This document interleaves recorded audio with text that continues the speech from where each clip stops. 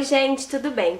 Hoje eu vim aqui para bater um papo com vocês sobre um assunto que eu tenho visto bastante gente falar sobre nas redes sociais, assim, seja em posts no Facebook, eu já vi alguns vídeos e tal. E eu também resolvi conversar com vocês sobre o assunto para falar a minha opinião e para bater um papo também com vocês. Como vocês viram no título do vídeo, hoje eu vou falar sobre depressão pós-parto.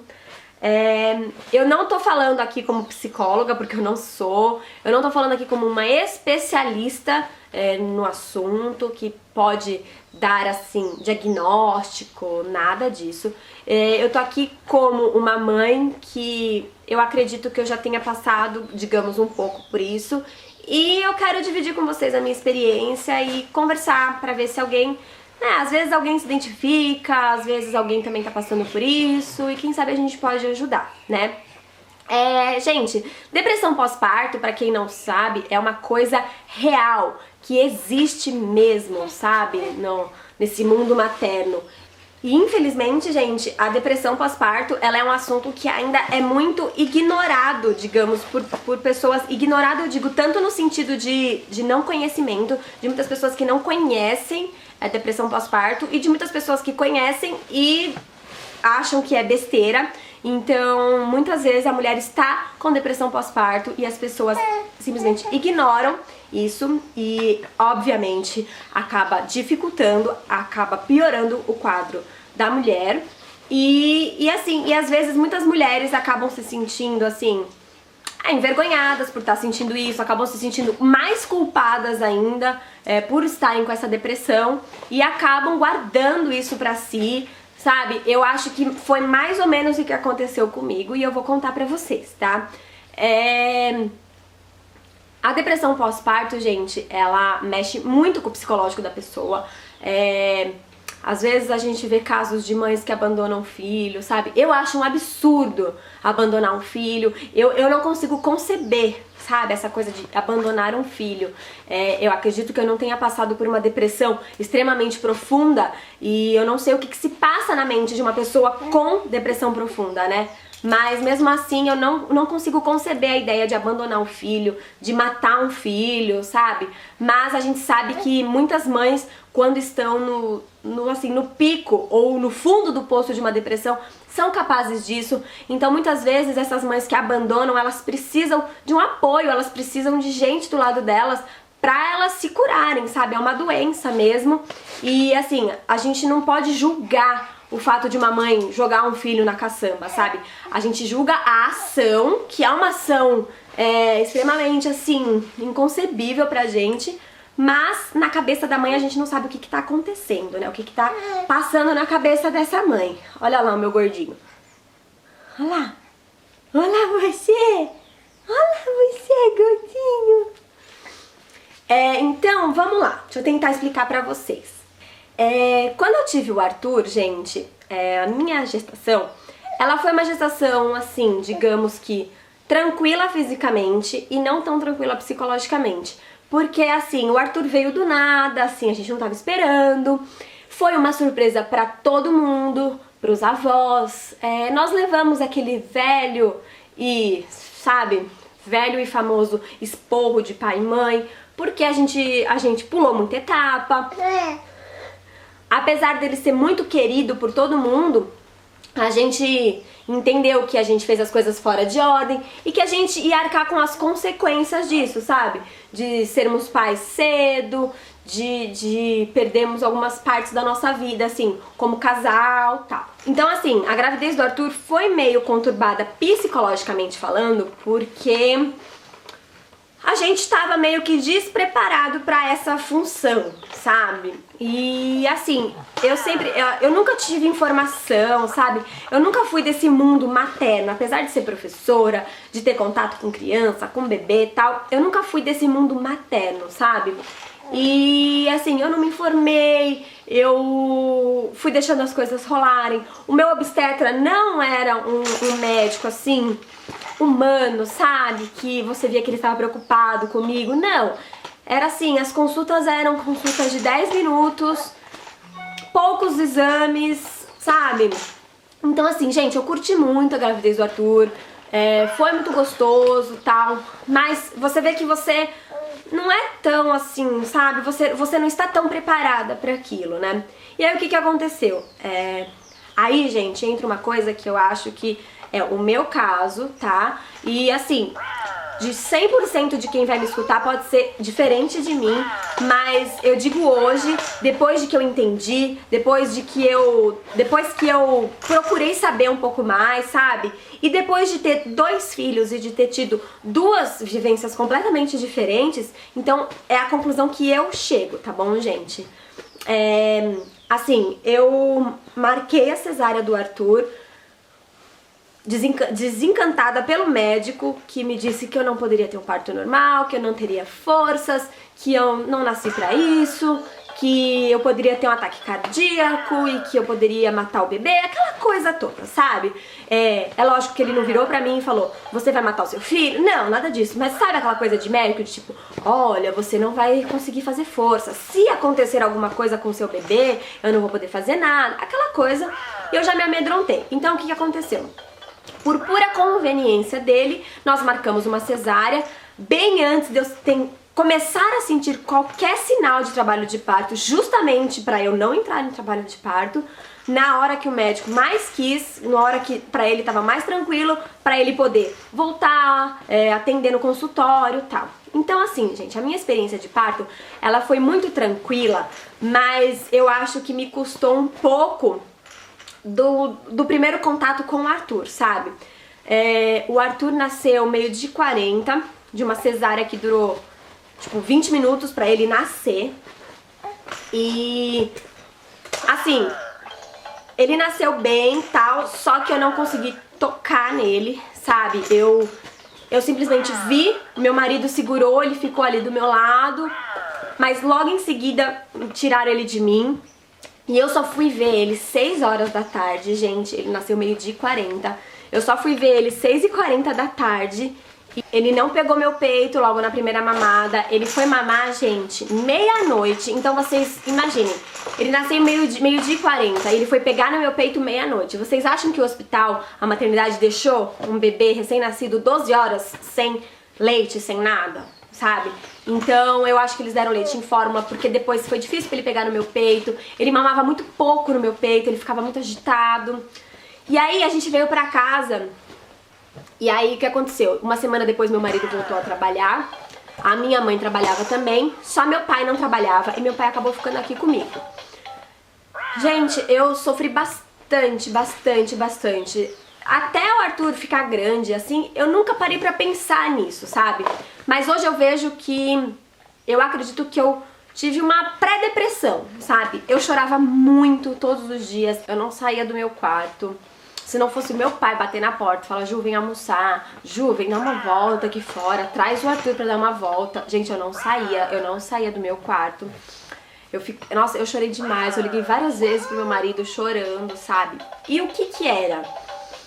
Era um sentimento de incapacidade, de, assim, sabe, você não saber o que fazer com o bebê, o Arthur chorava e, sabe, eu não sabia o que fazer. Ele chegou a ficar no peito, tipo, 2 horas e eu fiquei desesperada e, assim, eu não sabia, sabe, como lidar. Era uma mistura de sentimentos, sabe, mas era uma tristeza. Eu descuidei de mim completamente, sabe? E eu vou falar real aqui pra vocês, porque eu acho que muita gente passa por isso e tem vergonha. Hoje eu não tenho vergonha, porque hoje eu tô curada, sabe? Disse, em nome de Jesus eu tô curada. E assim, gente, eu cheguei a ficar 3 semanas sem lavar o cabelo. Gente, sem lavar o cabelo. Vocês imaginem como meu cabelo ficou, sabe? Eu passei o primeiro mês, foi o primeiro mês, sabe, gente, do Arthur, que pra mim foi assim. Eu sofri muito, eu chorei demais, eu me sentia incapaz, eu me sentia triste. E eu falava, gente, como é que eu posso me sentir triste com uma coisinha tão linda como essa comigo, sabe? O Arthur ria, o Arthur, sabe, pegava no meu peito, mamava, e eu falava, gente, como que eu posso estar triste, sabe? E eu ficava triste, sabe? E eu me sentia incapaz perante, sei lá, aos meus pais, ao meu marido, de ser uma boa mãe, sabe? E nossa, eu fiquei muito triste, eu chorei demais. Eu chorava muito. Às noites eu não queria acordar pra amamentar ele. Às vezes ele chorava muito de madrugada. E eu falava pro meu marido, pega esse menino porque eu não tô aguentando mais, sabe, gente? Era uma coisa que me doía falar, me doía fazer, mas eu não conseguia, sabe? Eu me achava, assim, muito a pior mãe do mundo, sabe? Então assim, gente, eu passei a descuidar muito de mim, sabe? Eu não trocava de roupa, gente, eu não ia ao banheiro, sabe? Eu passava 2 dias sem tomar banho, de pijama, sabe? Com a luz do meu quarto apagada. Aí tinha dia que eu ficava super bem, aí eu ia, tirava o pijama, tomava um banho, sabe? Ficava com o Arthur, dava um passeio, no dia seguinte eu já tava mal de novo, não queria sair do meu quarto, eu não queria comer. Eu tive neura com a amamentação, aquilo que eu falei pra vocês, que tudo pra mim dava cólica no bebê, então eu parei de comer feijão, eu parei de comer brócolis, eu parei de comer macarrão, eu parei de tomar leite, eu parei disso, eu parei daquilo, eu parei. E assim, juntou com meu assim, estado emocional, eu não queria mais comer nada, sabe? Porque eu achava que tudo ia fazer mal pra ele, e ao mesmo tempo eu falava, se eu não comer eu não vou ter leite, eu não quero ficar sem leite, eu quero amamentar, sabe? Foi muito difícil. Às vezes a gente pode falar assim, nossa, eu não tenho motivo nenhum pra estar assim, sabe?